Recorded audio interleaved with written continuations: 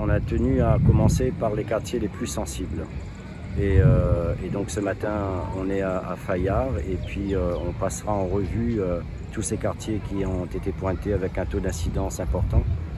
Et on ira comme ça à Chamborne, Ravine-Creuse, Pont-de-Bus, Pont-Minot, en distribution et par la suite les autres quartiers de Saint-André également. On travaille sur le taux d'incidence global.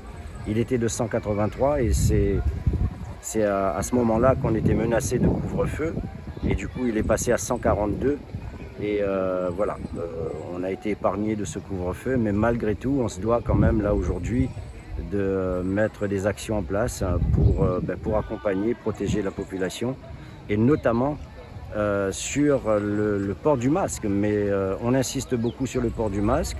Nous on fait ce qu'on a à faire aujourd'hui, on est sur le terrain, on fait des distributions, mais il s'agit aussi, et là je le dis, hein, il faut aussi se laver les mains très souvent. L'hygiène des mains, c'est très important. C'est aussi important que le port du masque. Et je considère qu'on ne le dit pas suffisamment. Quand on dit que Saint-André a échappé à un couvre-feu, je veux bien l'entendre, mais il y a comme...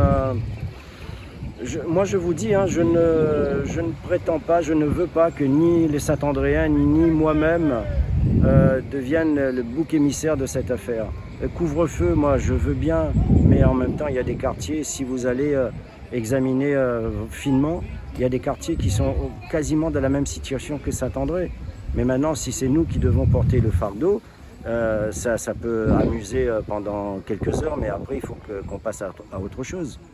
Donc voilà, et soyons sérieux et traitons ce dossier avec beaucoup plus de sérieux et cessons dans la polémique, parce que ça ne fait pas avancer les choses.